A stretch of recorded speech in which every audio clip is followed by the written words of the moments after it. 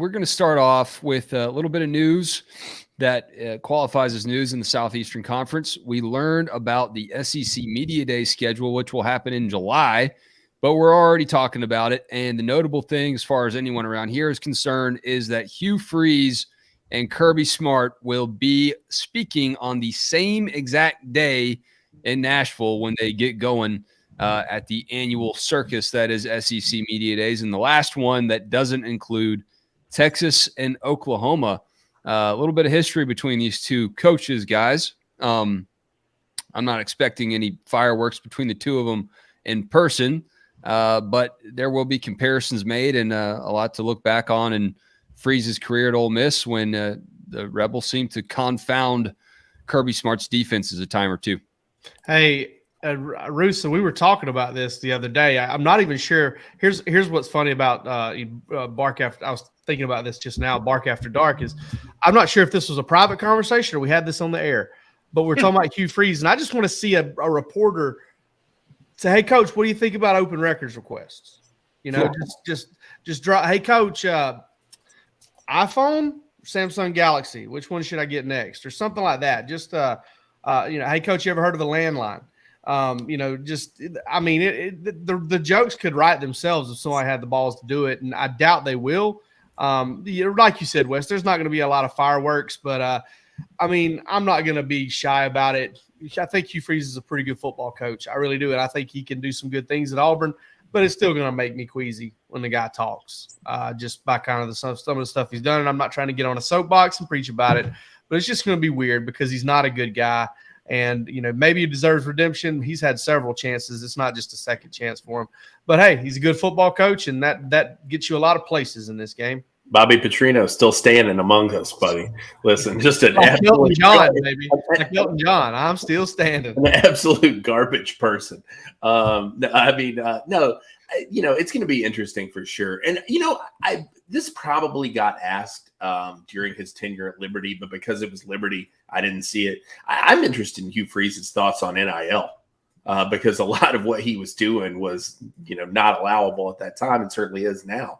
And so I'm interested to know what Auburn's approach to NIL is and how that will play itself out.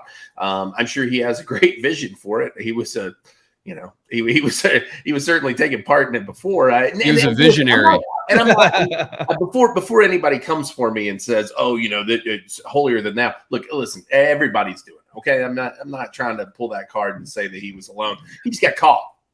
But there's a brazenness that it was done with that got him caught, and folks need to understand that part of it. In my opinion, like this was a stepping out. This was like not taking a step out of the line to look down the road and cheat. This was he walked out of the line. He walked up several spots. He got into a different spot, all with, just cash money falling off of him the whole time. I mean, it was obvious, and it wasn't even as fruitful. It was fruitful, but it wasn't as fruitful as it could have been or it should have been for the risk they took.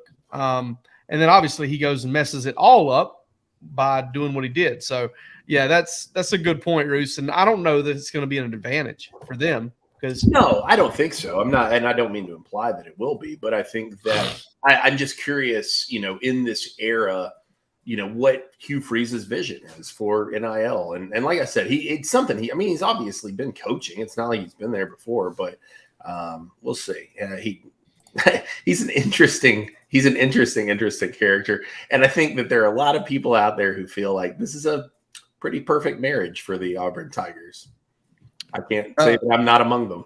I want to know what Palmer's young brain thinks about Hugh Freeze. Palmer, you get one question of Hugh Freeze. What are you going to ask him? How was she? How were they? I don't know, guys.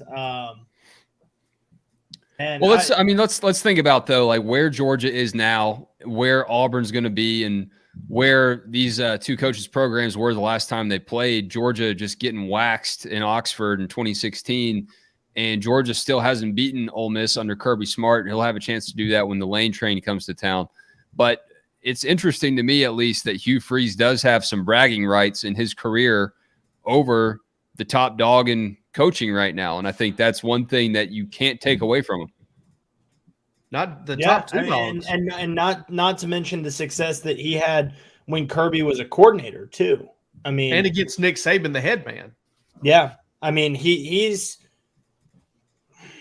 is there another coach in the SEC right now that has beaten both Nick Saban and Kirby Smart?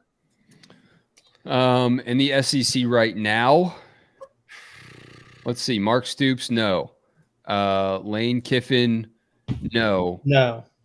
Josh Heupel, no. Josh Heupel, no. Napier hasn't done it. Brian, I mean, who's beaten Saban? Coach O did, but he's not here. Brian Kelly hasn't done it. Brian Kelly hasn't. Shane Beamer has not. Yeah, I mean, the only other guy I can really put a finger on would be Gus Malzahn. Right. That's kind of what I was thinking too. Yeah, that's the only other guy that I'm really thinking of at this particular time that has done it. And Ed Orgeron. And Ed, yeah. And Ed O. Right. That's true. Yeah. Yeah, did beat both of them in that 2019 season.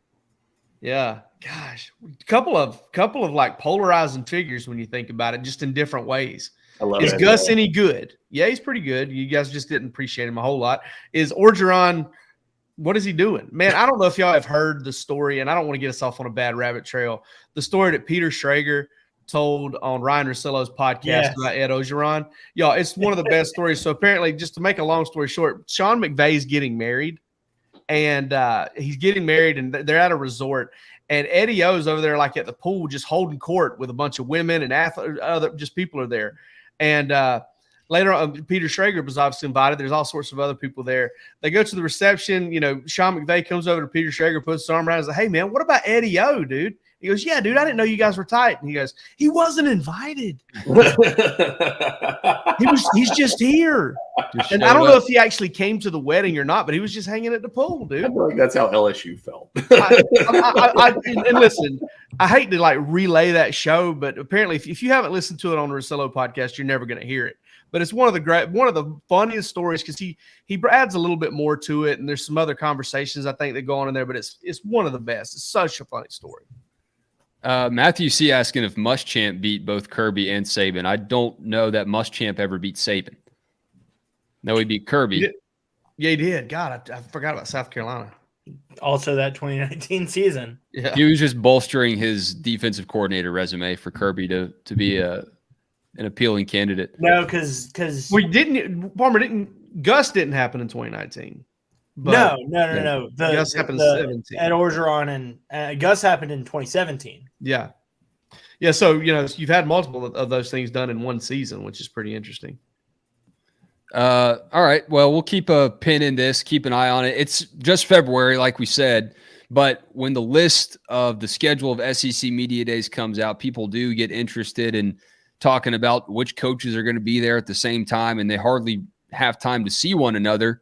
But you do have an excuse to go down these rabbit trails and rabbit holes and talk about what it means for these guys to share the same stage. And obviously, Hugh Freeze returning to the league, to the conference, to Power 5 football is going to rattle the earth when he shows up. Some other storylines, I guess, to look out for. The last day of SEC Media Days is probably the best one, as Lane Kiffin will be there on the same day as Josh Heupel and Shane Beamer. So I know that he will have an entire stand-up routine ready to go to rib Josh Heupel about blowing his playoff chances against South Carolina. Meanwhile, everyone else can rib Lane Kiffin for blowing a pretty promising season with Ole Miss that should have ended a lot better than it started. But we'll have plenty of time to talk about that as we get closer to the actual SEC Media Days.